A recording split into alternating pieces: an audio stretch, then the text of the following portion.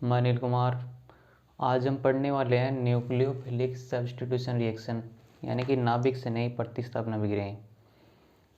तो इसमें हम एग्जाम्पल लेते हैं एल्किल हैलाइड यानी RX। इसको हम बोल सकते हैं एल्किल हैलाइड। यानी एल्किल हैलाइड में क्या होता है, ये बंध क्या होता है, ध्रुवीय प्रकृति का होता है।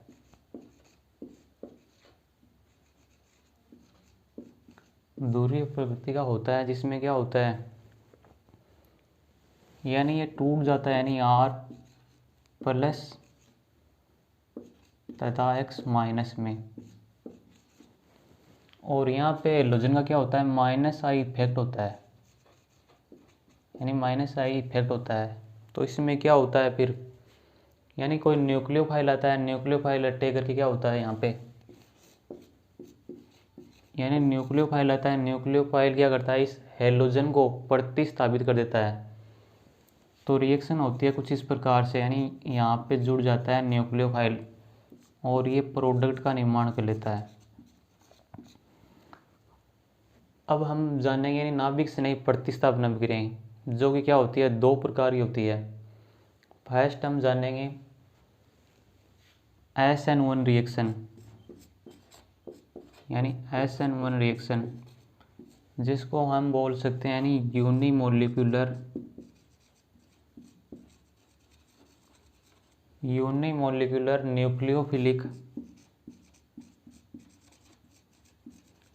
Nucleophilic substitution reaction.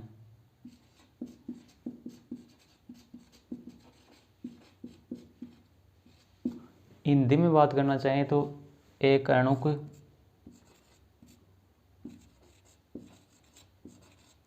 नाभिक से नई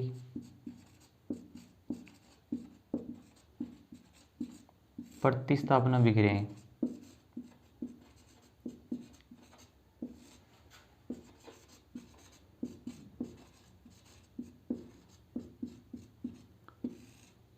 तो आज हम जानने वाले हैं यानी SN1 रिएक्शन, यानी यूनिमोलिकुलर न्यूक्लियोफिलिक सब्स्टिट्यूशन रिएक्शन, जिसको हम हिंदी में बोलते हैं एक अणु नाभिक से नई प्रतिस्थापन अभिक्रियाएं। तो पहले SN1 रिएक्शन की बात कर लेते हैं। यानी SN1 रिएक्शन में क्या होता है, पहले केमिकल रिएक्शन देखते हैं हम। SN1 रिएक्शन में क्या होता है, पहले एल्किल हैलाइड होता है। एल्किल हैलाइड पे अटैक होता है किसी न्यूक्लियोफाइल का, तो प्रोडक्ट के रूप में यहाँ पे यानी न्यूक्लियोफाइल अटैक हो जाता है तो प्रोडक्ट ये बन जाता है यहाँ पे। प्रोडक्ट यानी न्यूक्लियोफाइल, इस रिएक्शन को हम बोल सकते हैं न्यूक्लियोफिलिक सब्स्टिट्यूशन रिएक्शन। रिएक्शन के दौरान क्या होता है, कार्बोकेटाइन का निर्माण होता है। यानी अब हम जानते हैं इसकी मैकेनिज्म के बारे में।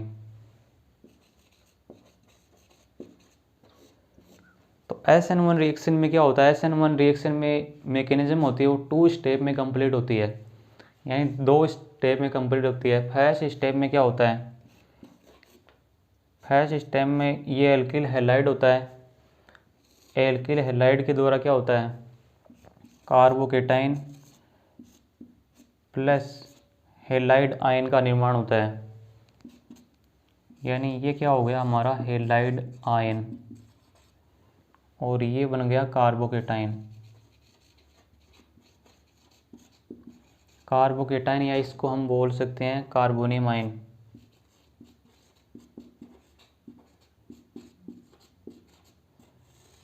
Carbonium ion. और रिएक्शन का फर्स्ट स्टेप क्या होता है, यानी स्लो होता है। ये रिएक्शन का क्या हो गया, फर्स्ट स्टेप, यानी ये स्लो स्टेप होता है। इसको हम यानी फर्स्ट स्टेप को क्या बोल सकते हैं, यानी RDS, यानी रिएक्शन की रेट ऑफ, यानी वेग निर्धारक पद होता है। तो अब हम जानते हैं rate of reaction. Rate of reaction क्या होगी यहाँ पे, यानी rate of reaction is directly समानुपाती होती है RX की कंसंट्रेशन पर, यानी एल्किल हैलाइड की कंसंट्रेशन पर निर्भर करती है। इसलिए हम बोल सकते हैं SN1 रिएक्शन, यानी SN1 ऑर्डर यानी फर्स्ट ऑर्डर रिएक्शन होती है। अब हम जानते हैं सेकंड स्टेप की। तो सेकंड स्टेप में क्या होता है वो जान लेते हैं। यानी सेकंड स्टेप में यहाँ पे होता है, यानी सेकंड स्टेप फास्ट होता है, यानी वेग निर्धारक पद नहीं होता है। यहाँ पे क्या होता है कि कार्बोकेटाइन होता है, इस पे न्यूक्लियोफाइल का अटैक होता है और उत्पाद का निर्माण होता है। यानी यहाँ पे ये प्रोडक्ट का निर्माण होता है। यानी स्टेप सेकंड क्या होता है यहाँ पे फास्ट होता है, फास्ट स्टेप होती है। यानी नाभिक स्नेह प्रतिस्थापन अभिक्रिया क्या होती है, दो प्रकार की होती है। पहले तो SN1 यानी यूनिमोलिकुलर न्यूक्लियोफिलिक सब्स्टिट्यूशन रिएक्शन, इसको हम बोल सकते हैं एक अणु को नाभिक स्नेह प्रतिस्थापन अभिक्रिया। इसमें क्या होता है एल्किल हैलाइड, यानी एल्किल हैलाइड होता है, उस पर न्यूक्लियोफाइल का अटैक होने से क्या होता है यहाँ पे हेलोजन का प्रतिस्थापन होता है। इसके स्थान पर क्या होता है न्यूक्लियोफाइल जुड़ जाता है और प्रोडक्ट का निर्माण होता है। फिर हम जानते हैं इसकी मैकेनिज्म। तो मैकेनिज्म SN1 रिएक्शन की दो स्टेप में कंप्लीट होती है। फर्स्ट स्टेप में क्या होता है, फर्स्ट स्टेप में एल्किल हैलाइड होता है और फर्स्ट स्टेप स्लो होता है, यानी रेट डिटरमाइनिंग स्टेप, यानी वेग निर्धारक पद होता है। इसमें कार्बोकेटाइन और हैलाइड आयन का निर्माण होता है। अब हम जान लेते हैं रेट ऑफ रिएक्शन, यानी SN1 रिएक्शन की रेट ऑफ रिएक्शन समानुपाती होती है एल्किल हैलाइड की कंसंट्रेशन पर। सेकेंड स्टेप में क्या होता है, यानी फर्स्ट स्टेप में बना कार्बोकेटाइन और ये रिएक्शन करता है, यानी आक्रमणकारी नाभिक स्नेही इस पे कार्बोकेटाइन पे क्या होता है अटैक करता है। और सेकंड स्टेप क्या होता है फास्ट होता है और फाइनली प्रोडक्ट का निर्माण हो जाता है। अब हम जानेंगे,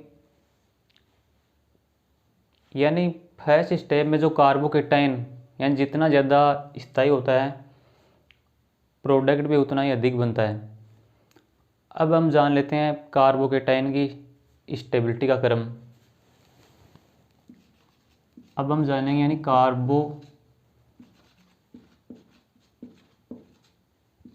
कार्बोकेटाइन की स्थायित्व का ऑर्डर या स्थायित्व का क्रम। तो क्रम देखें तो कुछ इस प्रकार होता है। पहले होता है मेथिल, फिर इससे ज़्यादा स्थायी होता है एथिल,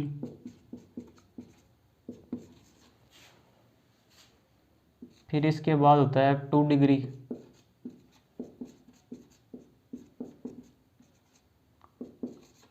के बाद होता है 3 डिग्री,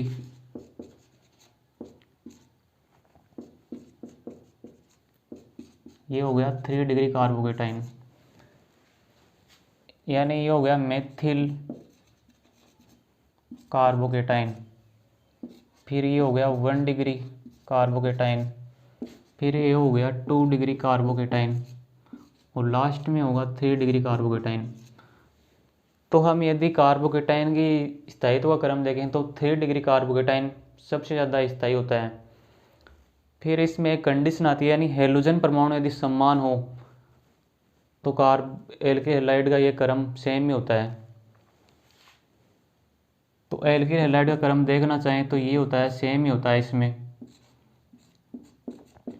CH3 CH2X,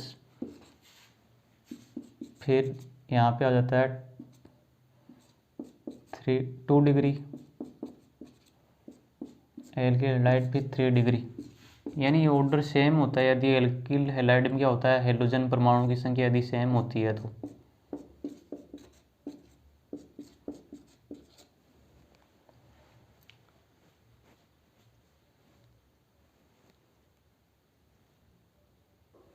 यानी ये क्या हो गया एल्किल हैलाइड की, यानी एल्किल हैलाइड की क्रियाशीलता का क्रम हो गया।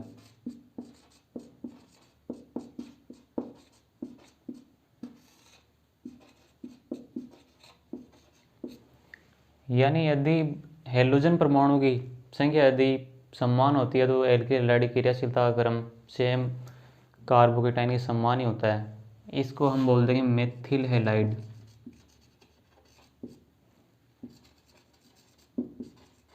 यानी इसको हम बोल देंगे मेथिल हैलाइड। अब हम जानते हैं यानी SN1 रिएक्शन एक तो 2 स्टेप मैकेनिज्म होती है। तो फर्स्ट स्टेप में बना कार्बोकेटाइन यानी मध्यवर्ती होता है, कार्बोकेटाइन का निर्माण होता है। इसमें आक्रमण करने वाला नाभिक से नहीं, दोनों दिशाओं से अटैक कर सकता है, यानी सामने से भी और बैक साइड से भी। तो SN1 रिएक्शन के दौरान क्या होता है, एक रेसेमिक मिश्रण का निर्माण होता है। यानी SN1 रिएक्शन में क्या होता है, रेसेमिक मिश्रण का निर्माण होता है।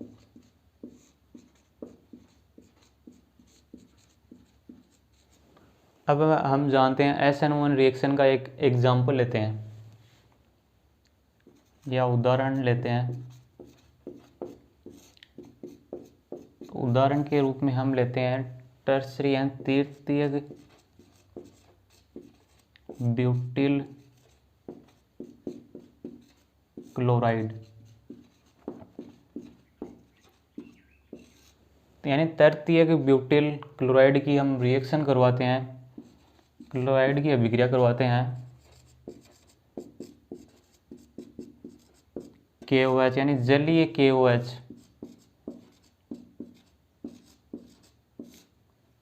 जलीय KOH होता है। इसके साथ यदि रिएक्शन करवा जाती है तो रिएक्शन कुछ इस प्रकार से होती है। पहले हम रिएक्शन जान लेते हैं, उसके बाद उसकी देखेंगे मैकेनिज्म। तो पहले हम स्ट्रक्चर ड्रॉ करते हैं किसकी, टर्सरी ब्यूटिल क्लोराइड। तो टर्सरी ब्यूटिल क्लोराइड की कुछ इस प्रकार की स्ट्रक्चर होती है। यहाँ पे ये होता है यहाँ पे टर्सरी ब्यूटिल क्लोराइड। इसकी रिएक्शन हम करवाते हैं KOH। KOH होता है वो भी क्या होता है, एक्वस या जलीय KOH लिया जाता है। जलीय KOH के साथ यदि टर्सरी ब्यूटिल क्लोराइड की रिएक्शन करवाए जाते हैं यहाँ पे, तो टर्सरी ब्यूटिल एल्कोहल का निर्माण होता है। तो टर्सरी ब्यूटिल एल्कोहल की स्ट्रक्चर कुछ इस प्रकार की होती है। यानी ये बन गया टर्सरी ब्यूटिल एल्कोहल और साथ में यहाँ पे बन जाता है KCl यानी पोटेशियम क्लोराइड का निर्माण भी होता है। अब हम जान लेते हैं इसकी मैकेनिज्म। तो मैकेनिज्म कुछ इस प्रकार से कंप्लीट होती है। यानी इसको हम बोल सकते हैं क्रियाविधि। क्रियाविधि की बात करना चाहें तो पहले क्या होता है, जलीय KOH होता है। यानी ये कैसा है, जलीय KOH। ये रिएक्शन दोनों डायरेक्शन में हो सकती है, यानी K प्लस OH माइनस का निर्माण होता है। यहाँ पे OH माइनस एक नाभिक से नहीं होता है, यानी न्यूक्लियोफाइल होता है ये। इसको हम बोल सकते हैं नाभिक से नहीं।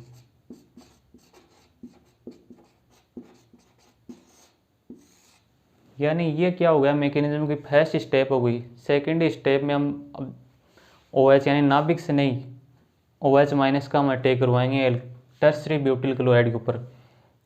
तो ये यहाँ पे हो जाता है टर्सरी ब्यूटिल क्लोराइड।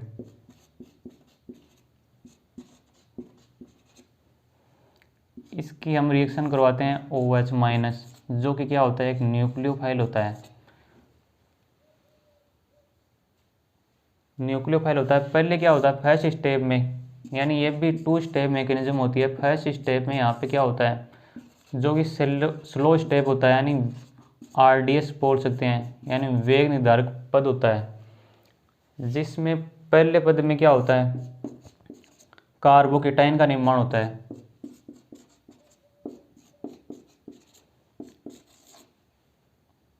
और यहाँ से Cl माइनस बाहर चला जाता है। यानी ये क्या हो गया, 3 डिग्री कार्बोकेटाइन, यानी 3 डिग्री कार्बोकेटाइन का निर्माण हो जाता है। और सेकंड स्टेप में क्या होता है, फिर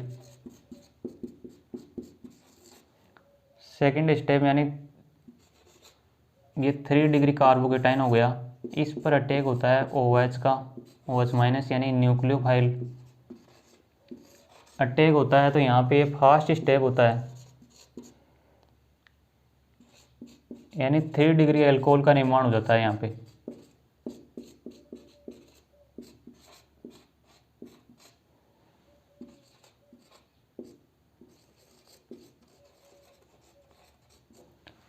तो वह SN1 रिएक्शन का एग्जाम्पल लिए हम टर्सरी ब्यूटिल क्लोराइड, और रिएक्शन करवा रहे हैं जलीय केवच के साथ।